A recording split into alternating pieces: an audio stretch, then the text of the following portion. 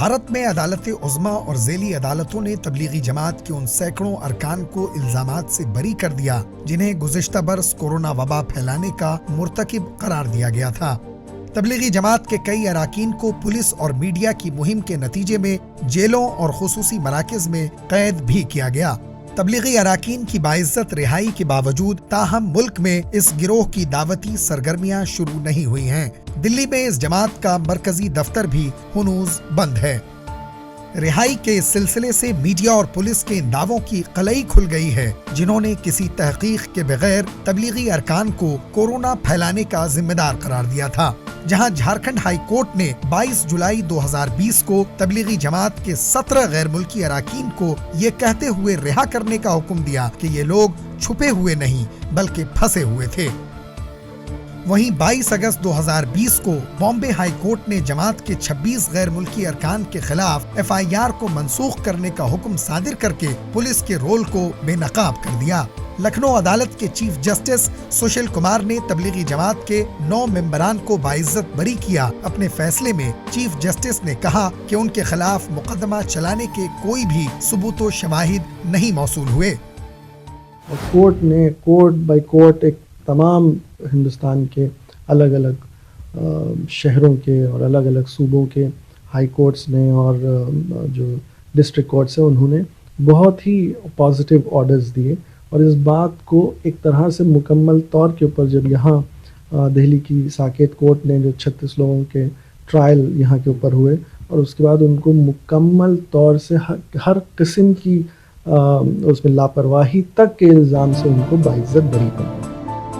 حالانکہ تبلیغی اراکین صاف و پاک، خوش لباس اور بے ضرر ہوتے ہیں، لیکن میڈیا پروپیگنڈا کے ذریعے انہیں بد اخلاق اور قانون شکن قرار دینے کی بھی کوشش کی گئی۔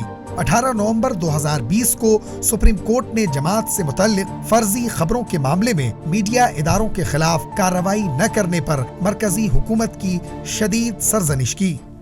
الحمدللہ تبلیغی جماعت کا کام دنیا بھر میں ہو رہا ہے، اور تبلیغی احباب جہاں نماز روزے کا اہتمام کرتے ہیں وہیں پر پاکی اور صفائی کا بھی انتہا درجے سے اہتمام کرتے ہیں۔ آپ دنیا نہ صرف ہندوستان بلکہ دنیا بھر میں تبلیغی احباب کا جائزہ لیں گے تو وہ ہر اعتبار سے مکمل طور پر اسلام پر عمل آوری کی کوشش کرتے ہیں، اور پاکی اور صفائی میں بھی اسلام پر اور حضور صلی اللہ علیہ وسلم کی تعلیمات پر عمل کرتے ہیں۔ 12 دسمبر 2020 کو دہلی کی ساکیت کورٹ نے 36 غیر ملکیوں کو تمام الزامات سے بری کر دیا۔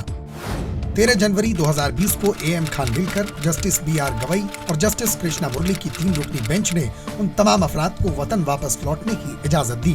رواں برس 20 جنوری کو جھارکھنڈ کی عدالت نے انڈونیشیا کے 10 شہریوں کے خلاف مقدمے کو خارج کر دیا۔ ان افراد کے خلاف غیر ملکی ایکٹ کے تحت دفعات عائد کیے گئے تھے۔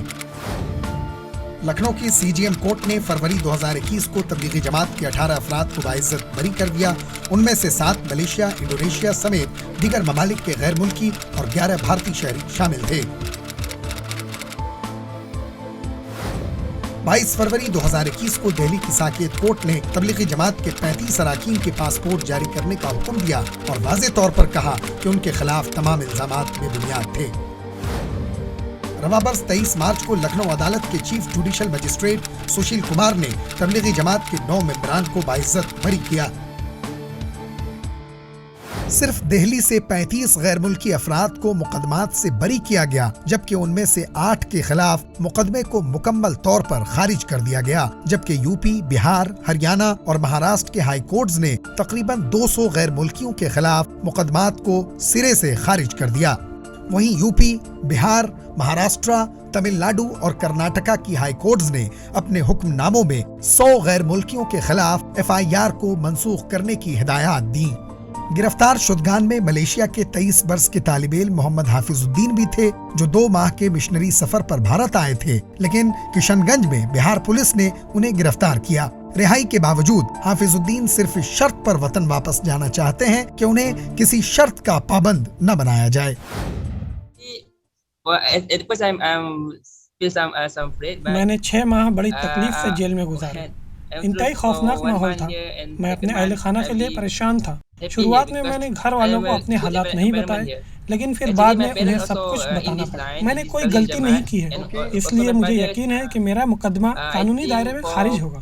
کیس زیر التوا ہے، تاخیر ہو رہی ہے، لیکن جرم قبول کرنا غلط ہوگا، اس لیے کہ میں نے کچھ کیا ہی نہیں. میں پھر بھارت آؤں گا. میرے والد سمیت بہت سے لوگ جماعت سے جڑے ہوئے ہیں.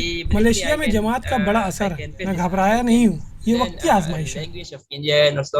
And I learned to how to treat people and to be what we think.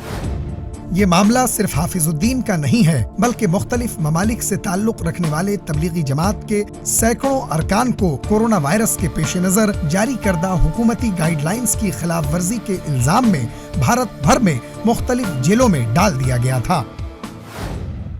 2 minute کے لیے اپنے آپ پہ تصور کیجئے کہ آپ کسی دوسرے ملک میں جائیں وہاں 1 مہینے کے لیے اور آپ وہاں 1 سال رہیں، تو آپ کے گھر پہ کیا عالم ہوگا، گھر کا کیا حال ہوگا، اور آپ کا خود کیا حال ہوگا. ان سب کے باوجود جو لوگ یہاں سے گئے، انہوں نے حضرت نے مولانا صاحب نے ان کو یہ کہا کہ تم بالکل بھی یہاں سے برے دل سے مت جاؤ، کسی کے لیے بھی بری فیلنگ کے ساتھ مت جاؤ، اور وہاں جا کر کے تم صرف اچھی بات اور یہاں کی تعریف کی بات کرنا، باقی یہاں کی کوئی نہ برائی کرنا. عدلیہ نے تبلیغی جماعت کے ارکان کو باعزت رہا کر کے یہ امید جگائی ہے کہ قانون و انصاف کے سبھی دروازے بند نہیں ہوئے ہیں، لیکن سوال یہ ہے کہ جن لوگوں نے تبلیغی جماعت اور ایک مخصوص مذہب کے ماننے والوں کو کورونا وائرس پھیلانے کا ذمہ دار قرار دے کر ان کے خلاف منافرت کی فضا قائم کی تھی، ان کے خلاف عدالت یا عوامی ضمیر کا فیصلہ کب صادر ہوگا؟